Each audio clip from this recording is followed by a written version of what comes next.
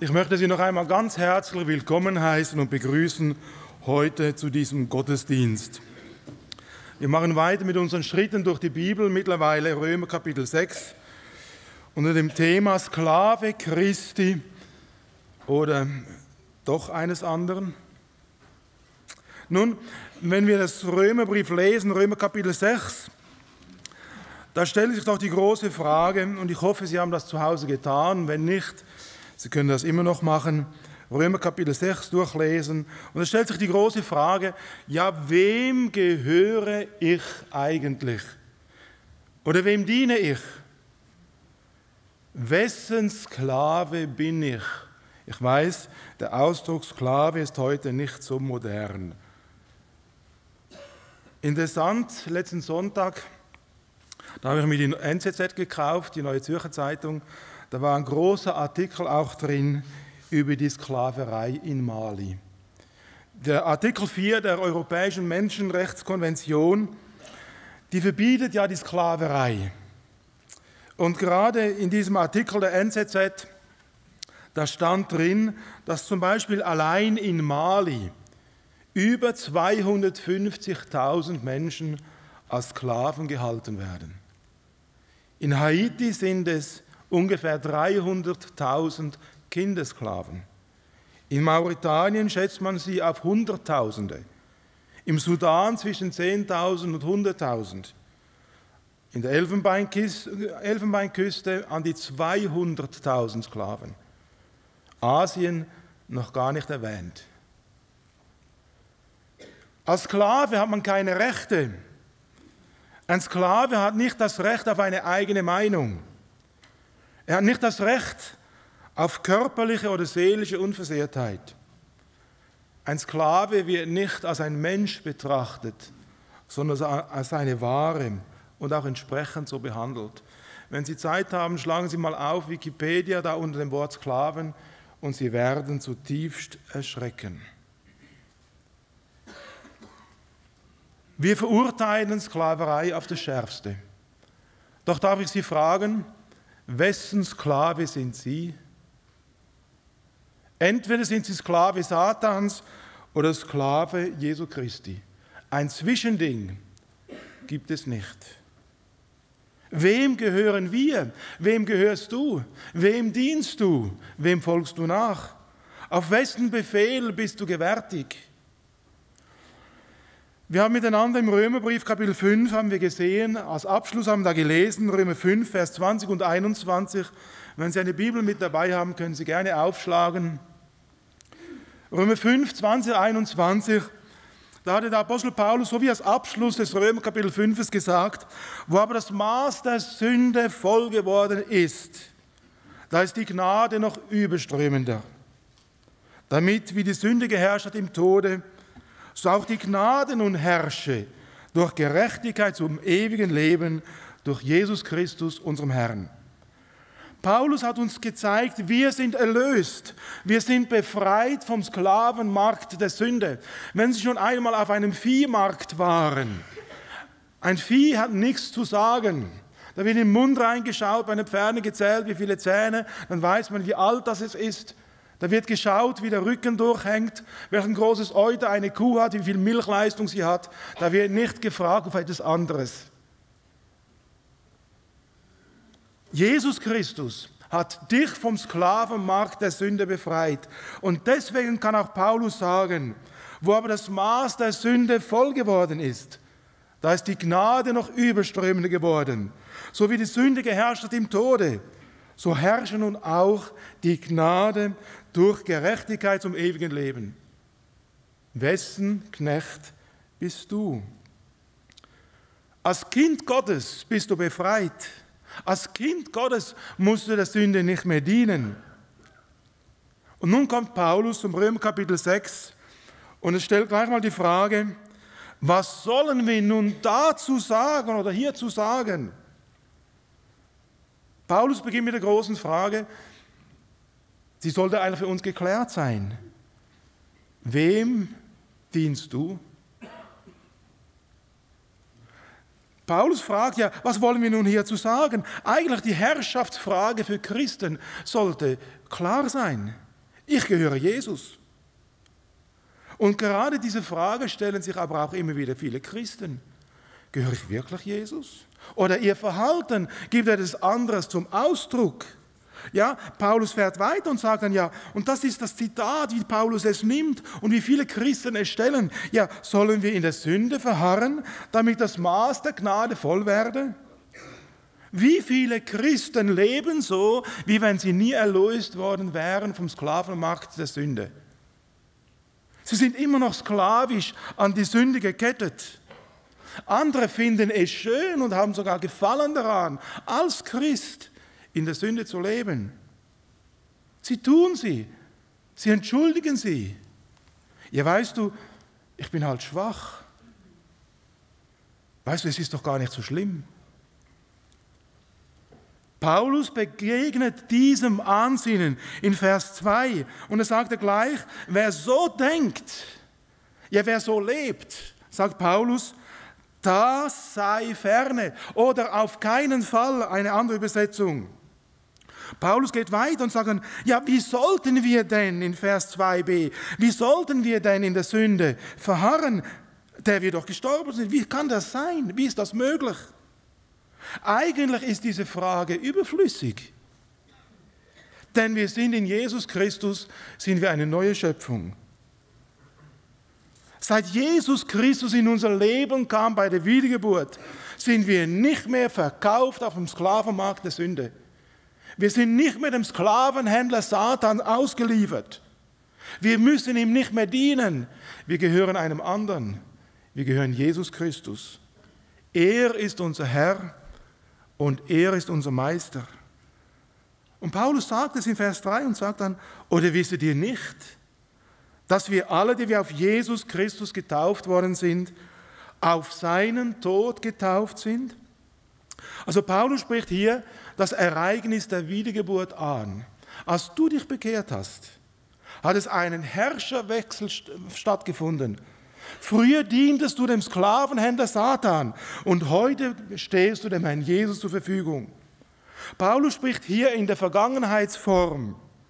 Er sagt hier, wisset ihr nicht, dass wir alle, die wir auf Jesus Christus getauft sind, das ist die Vergangenheitsform. Etwas ist geschehen, wenn du ein Kind Gottes bist.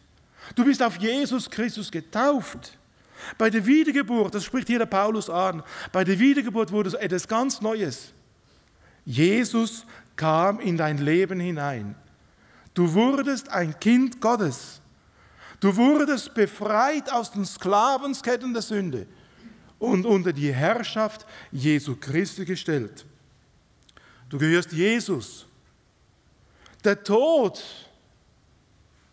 als Ausdruck der Sünde hat keine Herrschaft mehr über dich. Du bist tot dem Sklavenhalter und Christus unterstellt.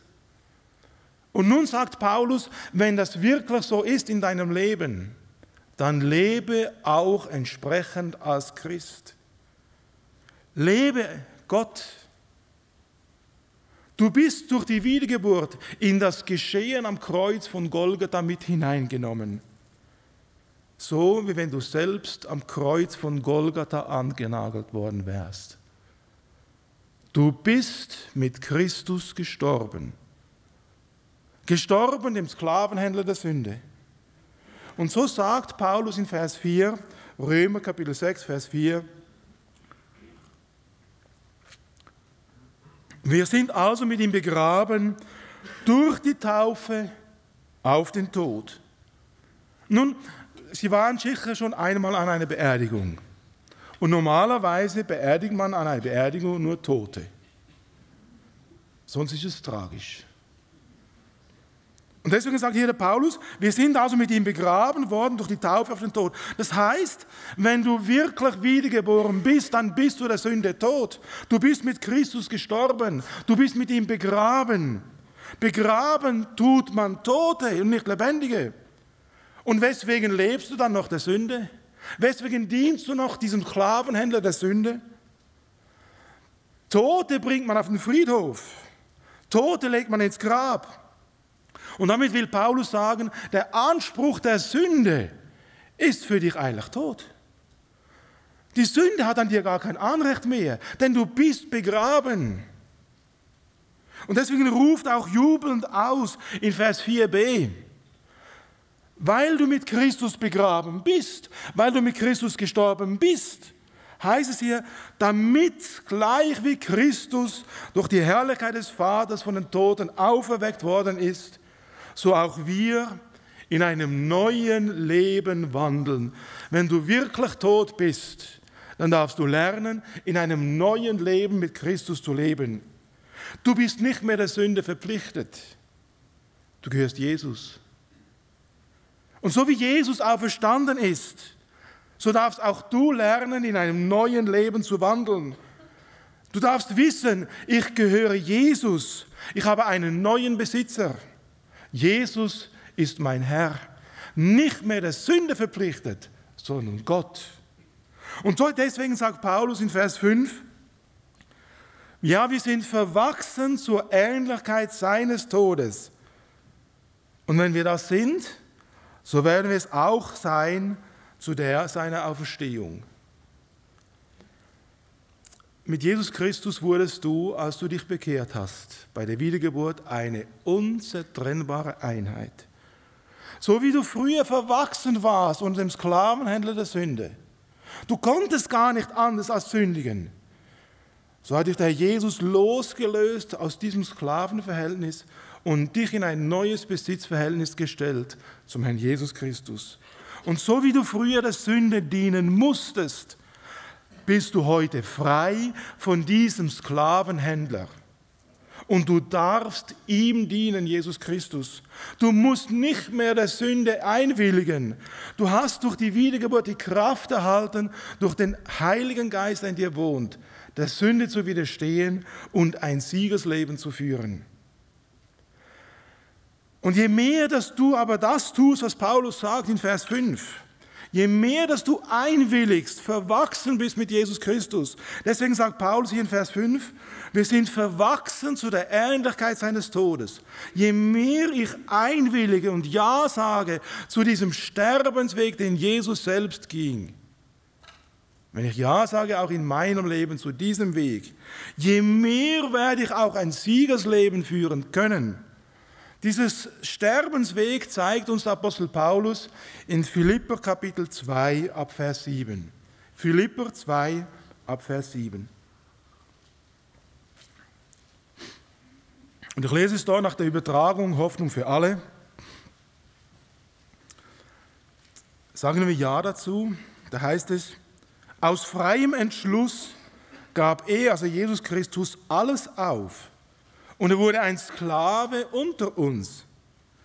Er wurde Mensch wie jeder andere und lebte wie ein Mensch.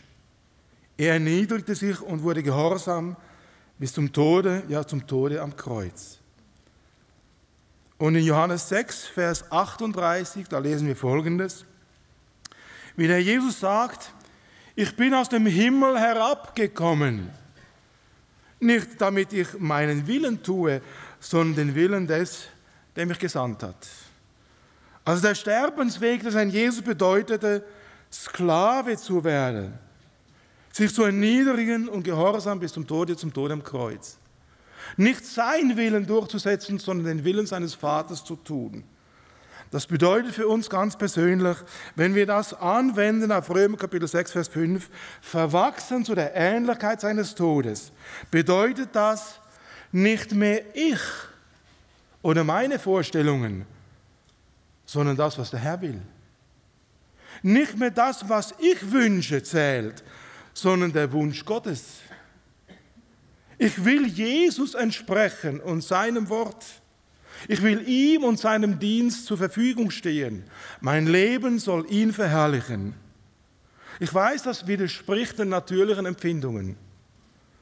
Doch interessanterweise sagt der Apostel Paulus, wir haben es gelesen, Vers 5, je mehr wir Ja sagen zu diesem Weg, ich bin mit Christus gekreuzigt, verwachsen zu der Ähnlichkeit seines Todes, umso mehr wird auch die Kraft seiner Auferstehung in meinem Leben Wirklichkeit. Ein Mensch, es tönt paradox, es widerspricht der menschlichen Logik, aber es ist göttliche Logik. Sage Ja zum Kreuz auf Golgatha. Sage Ja zu dem Weg, den Gott dich führt, auch wenn es unten durchgehen muss. Und je mehr darfst du erfahren, wie Gott seine Kraft in dir zur Vollendung bringt. Wisst ihr, das Schöne ist, wenn Menschen Ja sagen zu diesem Weg, Ja sagen, dann macht Gottes Geist das Werk Jesu in deinem Leben lebendig. Und du wirst erfahren, auch wenn es durch Tiefen geht, durch Nöten, du bist nie allein. Jesus ist immer da. Der Trost des Heiligen Geistes darfst du immer erfahren. Er kommt nie zu spät. Die Freude darfst du haben in Jesus Christus. Es wird in dir immer mehr zur Gewissheit, das Beste und das Schönste, es kommt noch. Ja, die Verheißung des Herrn Jesus, dass wir ihn eines Tages sehen werden, ihm gleich sein werden, wird in dir so eine lebendige Hoffnung, dass du dich immer mehr sehnst auf die Ewigkeit. Bist du verwachsen mit der Ähnlichkeit seines Todes? Sagst du Ja zu Gottes Wege? Und nun kommt der Apostel Paulus und er schlägt wieder auf diesen einen Nagel ein. Mit Christus gekreuzigt, so wie ein Zimmermann, wenn er zwei Balken zusammenheften will, einen großen Nagel nimmt und diesen Nagel mit wuchtigen Hammerschlägen durch beide Hölzer treibt. Genauso macht es hier der Apostel Paulus. Immer und immer wieder schlägt er auf diesen einen Nagel ein. Den Nagel, Kapitel 6, Vers 6. Wissen wir doch, dass unser alter Mensch mitgekreuzigt ist. Immer wieder mitgekreuzigt, gestorben. Sind wir wirklich mitgekreuzigt? Sind wir wirklich mitgestorben? Wenn das so ist, dann sind wir nicht mit der Sünde verpflichtet.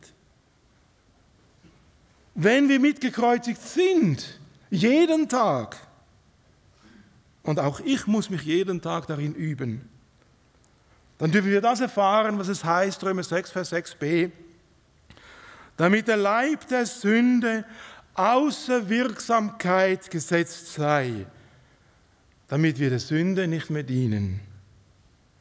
Nur wirkliche Leichen geben kein Lebenszeichen mehr von sich. Nur wirkliche Leichen reagieren nicht mehr, wenn etwas an sie herankommt. Bist du wirklich gestorben? Weswegen reagierst du dann noch? Ich meine im geistlichen Bereich. Wie oft werden Dinge an uns herangetragen, die uns nicht so passen. Aber wenn ich mit Christus gekreuzigt bin, dann sage ich, Herr Jesus, ich bin mit dir gekreuzigt. Ich gehe mit dir den Weg. Und tröste du mich jetzt, stärke du mich jetzt, erfülle du mich jetzt mit deiner Freude.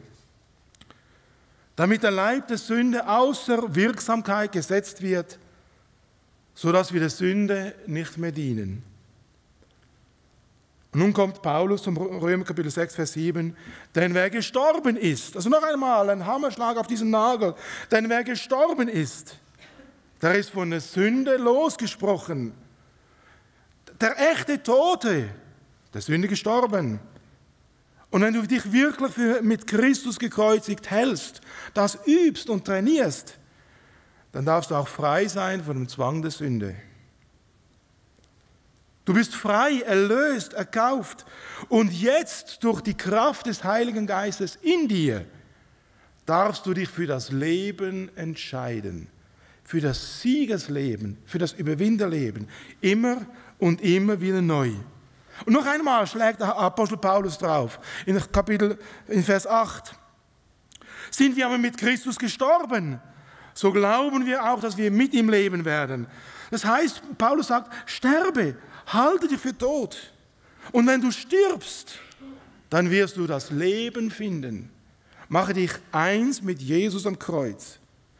Mit Christus gestorben und du findest das echte Leben. Mit Christus gestorben und dir wird echte Freude zuteil. Mit Christus gestorben und du wirst das Leben finden in seiner ganzen Fülle. Mit Christus gestorben und das Leben bekommt plötzlich Sinn, Ziel und Befriedigung.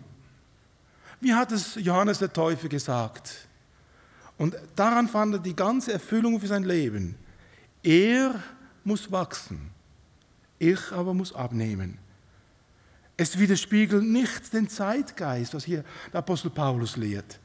Es sagt auch nicht Ja zu unseren natürlichen Empfindungen, aber es ist der biblische Weg zur Freude.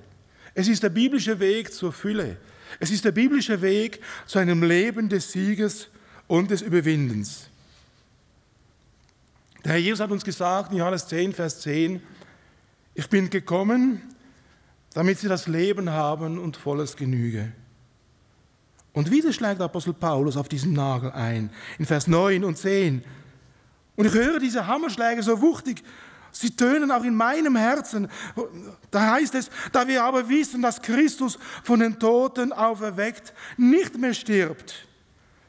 Der Tod herrscht nicht mehr über ihn, denn was er gestorben ist, das ist der Sünde gestorben, ein für allemal. Wieder diese Hammerschläge. Gestorben, gestorben, gestorben, mitgekreuzigt, mitbegraben.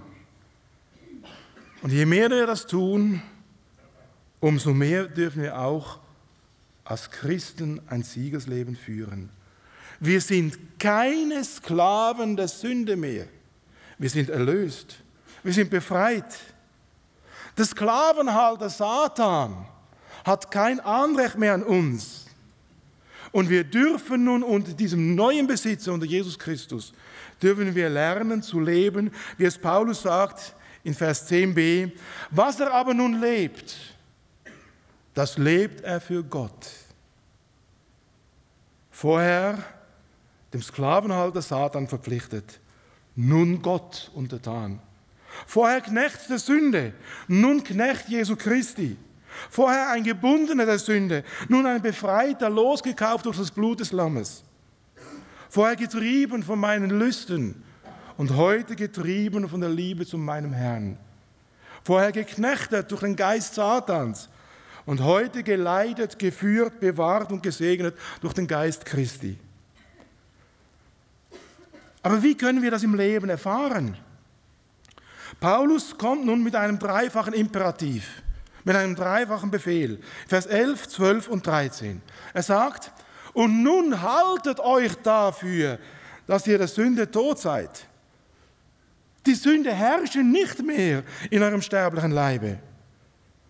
Gebet euch nun Gott selbst hin und eure Glieder Gott als Waffen der Gerechtigkeit. Haltet euch. Die Sünde herrscht nicht. Gebet euch Gott hin, ein dreifacher Befehl.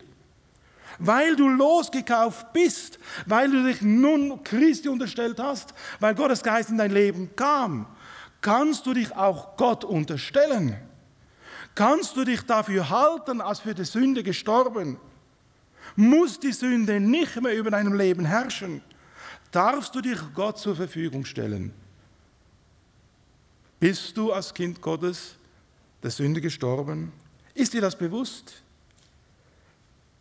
In deinem Leben muss nicht mehr der Satan herrschen. Deswegen stelle dich ganz Gott zur Verfügung. Und wisst ihr, dieser Befehl des Apostel Paulus umfasst unser ganzes Leben. Umfasst unser Denken, unser Reden und auch unser Tun. Gebet euch Gott hin. Dann wird die Sünde nicht herrschen. Haltet euch dafür, dann werdet ihr ein Überwinderleben führen können. In Vers 14 kommt Paulus und sagt noch einmal, denn die Sünde wird nicht herrschen können über euch, weil ihr nicht mehr unter dem Gesetz seid, sondern unter der Gnade. Ja, welches Gesetz meint hier Paulus, wenn er sagt, denn die Sünde wird nicht herrschen über euch, weil ihr nicht mehr unter dem Gesetz seid, sondern unter der Gnade. Es ist das Gesetz, dass wir vorher der Sünde dienen mussten. Wir waren gekettet mit eisernen Ketten, unzertrennbar mit Satan verbunden. Diese Ketten hat Jesus Christus durchtrennt. Früher mussten wir sündigen. Und heute dürfen wir uns entscheiden, nicht mehr sündigen zu müssen, weil Jesus in unserem Leben wohnt. Und deswegen sagt Paulus, denn die Sünde in Vers 14, denn die Sünde wird nicht herrschen über euch, weil ihr nicht unter dem Gesetz, sondern unter der Gnade seid. Du bist befreit, losgekauft. Und deswegen diene nun mit deinem ganzen Willen und Wollen, mit deinem ganzen Leib und Leben dem Herrn Jesus. Aber Paulus, er sieht schon, diese Menschen kommen, die mit dem Regenschirm der Gnade durch die Gegend gehen. Und deswegen sagt er schon im nächsten Vers, er nimmt dieses Argument den Menschen weg, die da sagen, ja okay, wenn ich unter der Gnade bin, ja, dann kann ich ja sündigen. Es wird mir ja sowieso wieder vergeben. Und deswegen, um dem zuvorzukommen, schreibt Paulus in Vers 15, vielleicht nimmt er auch dein Argument weg. Wie nun sollen wir sündigen, weil wir nicht unter dem Gesetz, sondern unter der Gnade sind? Wie viele Christen, wie viele Menschen gibt es, die sagen, ja weißt du, mir wird ja sowieso vergeben. Dann kann ich auch leben, so wie es mir gefällt. Halt, Paulus sagt, unter dem Regenmantel der Gnade kann man nicht sündigen. Man kann nicht mit dem Regenschirm der Gnade spazieren gehen und darunter ein Leben führen, das einem selbst gefällt. Wenn du unter der Gnade bist, dann gib dich ganz Gott hin. Und der Apostel Paulus argumentiert dann so in Vers 16. Also wenn es dein Argument ist, ja weißt du, ich kann unter dem Regenschirm der Gnade kann ich spazieren und das tun, was ich möchte. Da sagt der Apostel Paulus, halt, falsch. In Vers 16 tut er dieses Argument kontern und sagt, ihr wisset ihr nicht, wem ihr euch als Knechte hingebt, ihm zu gehorchen, dessen Knechte seid ihr und müsst ihm gehorchen, es sei der Sünde zum Tode oder dem Gehorsam zur Gerechtigkeit. Also wenn du als Kind Gottes so argumentierst, dass du unter dem Regenschirm der Gnade sündigen kannst, dann muss man sich fragen, bist du wirklich wiedergeboren? Und ein anderes Argument ist noch, wenn du unter diesem Regenschirm der Gnade bewusst sündigst, wird die Sünde dir wieder immer mehr anhängen. Sie wird nicht nur den kleinen Finger nehmen, sondern auch den zweiten, dritten, die ganze Hand, ja den ganzen Körper. Und du wirst, obwohl du Christ bist, wirst du wieder ein Gebundener der Sünde und eine Lachnummer des Teufels. Wisset ihr nicht, wem ihr euch als Knechte hingebet, ihm zu gehorchen, dessen Knechte seid ihr und müsst ihm gehorchen. Es ist nicht freiwillig, entweder oder. Ihr müsst ihm gehorchen. Sag Ja zu Jesus und dein Leben wird ein Leben der Fülle sein. Und sage Nein zu Satan. Wir können nicht zwei Herren dienen, ist unmöglich. Der Jesus selber hat es gesagt, in Matthäus 6, Vers 24, niemand kann zwei Herren dienen. Denn entweder wird er den einen hassen und den anderen lieben, oder wird einem anderen anhängen und den anderen verachten. Für Christen gibt es nur entweder oder. Entweder ganz oder lass es ganz bleiben. Gehörst aber Jesus, dann stelle dich ihm zur Verfügung. Lebe mit ihm, diene ihm in Reinheit und Heiligkeit. Aber wenn du Satan gehörst, dann spielt es keine Rolle, ob du sündigst. Du bist sowieso sein Kind. Aber wisst ihr, das Gnadenangebot Gottes ist ja da, dass jeder von dem Sklavenmarkt der Sünde befreit werden kann. Kommt zum Herrn Jesus, der Jesus sagt, heute, so ihr seine Stimme hört, verstocket eure Herzen nicht. Der Himmel ist offen, weil Jesus am Kreuz gekämpft hat. Du darfst kommen, du darfst die Ketten, die dürfen gelöst werden durch das, was Jesus getan hat am Kreuz von Golgatha. Jesus hat sein Leben, sein Blut gegeben zur Bezahlung der Sünden, auch für deine. Der Apostel Paulus sagt dann zu den Römern, und ich denke, wenn du ein Kind Gottes bist, auch dein Leben ist hiermit eingeschlossen. In Vers 17, zuerst hat er gesagt, wisst ihr nicht, wem ihr euch als Knechte hingebt? Und dann sagt der Apostel Paulus, und es ist der Jubelruf, auch über deinem Leben, wenn du ein Kind Gottes bist. Gott aber sei Dank, dass ihr Knechte der Sünde gewesen seid, nun aber von Herzen gehorsam geworden, dem Vorbild der Lehre, dem ihr auch euch übergeben habt. Wenn du ein Kind Gottes bist, dann kannst du aufatmen, denn der Sieg ist in deinem Leben garantiert. Kinder Gottes müssen nicht mehr dem Satan dienen. Kinder Gottes sind befreit. Kinder Gottes dürfen ihr Leben dem Herrn Jesus unterstellen. Bist du, wie es der Apostel Paulus hier sagt, von Herzen gehorsam geworden? Als Kind Gottes prägt dich Gehorsam gegenüber seinem Wort. Wenn du ein echtes Kind Gottes bist, dann liebst du die Bibel. Du unterstellst dich seinen Anordnungen, Forderungen und Regeln. Du möchtest ihn durch das Wort Gottes noch viel besser kennenlernen. Du stellst dich ihm ganz zur Verfügung. Und deswegen kann Paulus sagen, Gott aber sei Dank, dass ihr Knechte der Sünde gewesen seid, nun aber von Herzen gehorsam geworden, dem Vorbild der Lehre. Und nun kommt der Apostel Paulus und sagt, wenn es wirklich so ist in deinem Leben, wenn ein Herrschaftswechsel stattgefunden hat, dann soll auch Folgendes in deinem Leben sichtbar werden. Vers 18. In Vers 18 sagt der Apostel Paulus, nachdem ihr aber von der Sünde befreit wurdet, seid ihr der Gerechtigkeit dienstbar geworden, weil dein Leben Jesus gehört, weil du erlöst bist, weil du ein Kind Gottes bist, ehrst du nun deinen Erlöser mit einem heiligen, Gott wohlgefälligen Lebensstil. Paulus hat dabei sehr wohl Verständnis für unsere eigenen Begrenzungen, für die Schwächen. Denn er sagt gleich in Vers 19a, ich muss menschlich davon reden, wegen der Schwachheit eures Fleisches. Paulus erfordert hier nicht etwas Unmenschliches. Paulus sagt hier nicht etwas, das über das Ziel hinausschießt, sondern Paulus sagt hier etwas von einem real umwandelbaren und erfahrbaren Tatsache. Paulus verliert bei seinen Forderungen nicht den Blick für die Realität des Lebens. Und deswegen sagt er, ich muss menschlich davon reden, 19a.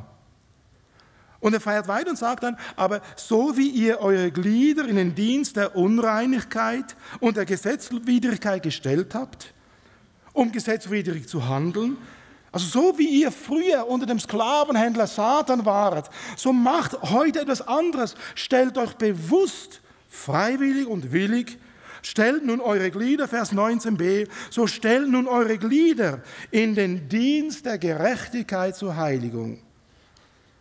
Stellt, was heißt das stellt? Ich habe mein Honigglas in die Küchenregal gestellt.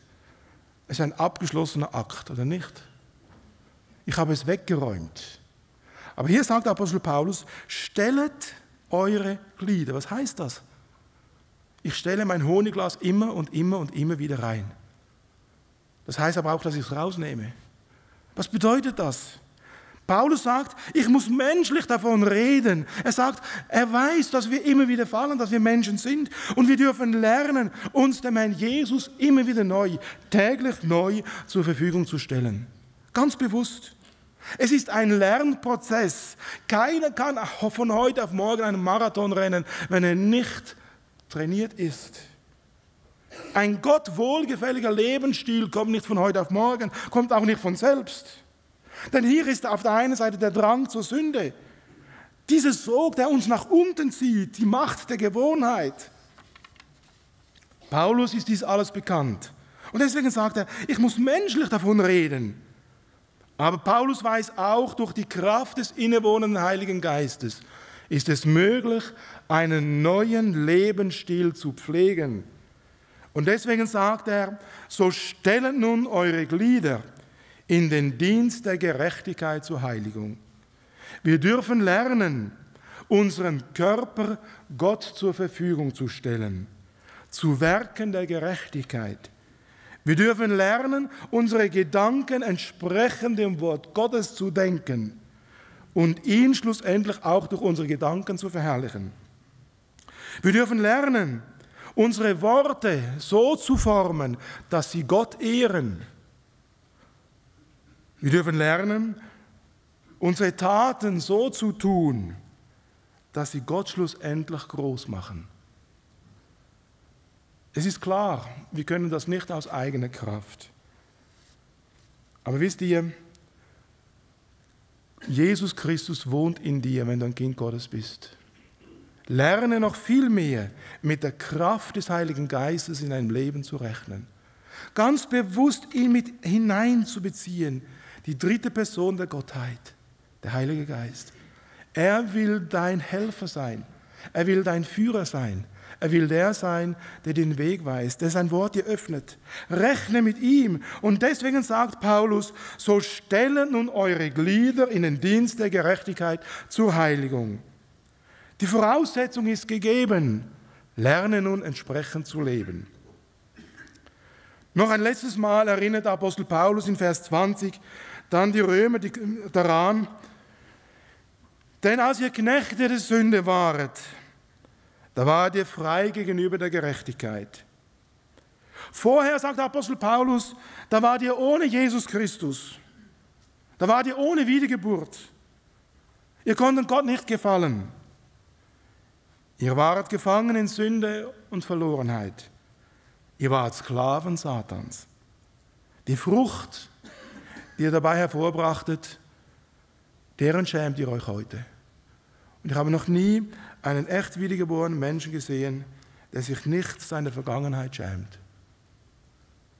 Wenn Menschen anfangen, anzugeben, mit ihren Sünden zu plagieren, ist das echt?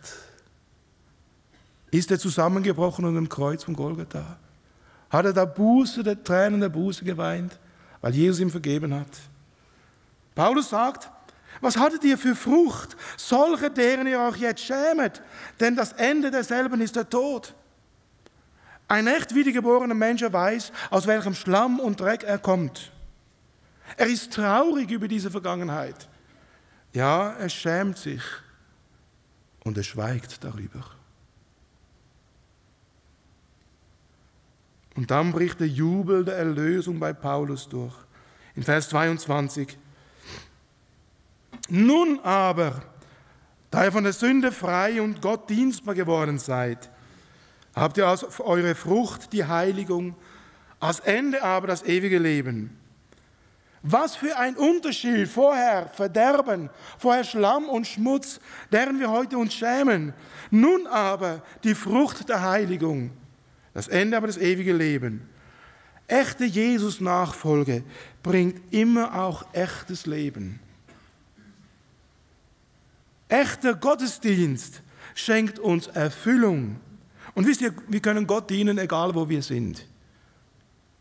Ob im Büro, an der Werkbank oder zu Hause hinter dem Spültrog. Wenn ich mein Leben Gott zur Verfügung stelle, wenn mein Leben ein Leben des Gottesdienstes wird, das schenkt mir die tiefste Erfüllung. Wenn ich Jesus diene, egal wo, in meinem ganzen Herzen, meiner ganzen Hingabe, dann schenkt mir Jesus eine unwandelbare Freude. Wenn ich so lebe, es widerspricht dem Zeitgeist, es widerspricht unserer Logik, aber Gott hat uns für genau dieses Leben erschaffen. Und wenn wir es entsprechend leben, dann kann uns Gott segnen. Und diese Segen, den lesen wir in Vers 23. Denn der Tod ist der Sünde Sold. Aber die Gnadengabe Gottes ist das ewige Leben in Christus Jesus, unserem Herrn. Die Gnadengabe der Vergebung, die Gnadengabe der Versöhnung, die Gnadengabe der Rechtfertigung, die Gnadengabe der Freude, des Friedens, der Herrlichkeit, der Hoffnung. Wenn du mit Jesus lebst, unter dem Sklavenhändler warst du dem Tod verdammt. Unter dem Herrn Jesus Christus ist es Vergebung, Versöhnung, Rechtfertigung, Freude, Friede, Hoffnung. Was für ein Vorrecht. Und deswegen stelle ich die Frage noch einmal. Wessen Sklave bist du? Wem dienst du? Der Jesus sagt, dass ein jeder, der da kommen will, zu ihm kommen darf. Und deswegen, wenn du noch kein Kind Gottes bist, dann komme heute zum Herrn Jesus. Der Jesus, er bricht die Ketten, die dich binden an Satan. Er erlöst dich. Er hat dich erlöst mit seinem teuren Blut am Kreuz von Golgatha. Und deswegen, wenn du noch kein Kind Gottes bist, dann komm heute zum Herrn Jesus. Lass diese Sündenketten zerbrechen. Und du darfst Jesus in dein Leben aufnehmen und ein Kind Gottes werden. Wenn du ein Kind Gottes bist und immer noch Nöte hast mit der Sünde, dann brich diese Ketten wieder ganz neu. Komm zu dem Herr Jesus. Sage ihm deine Schuld. Die Bibel sagt uns in 1. Johannes 1, Vers 9, wenn wir aber unsere Sünden bekennen, so ist er treu und gerecht, dass er uns die Sünden vergibt und reinigt uns von all unserer Untugend. Der Herr Jesus vergibt, er reinigt, egal was du getan hast.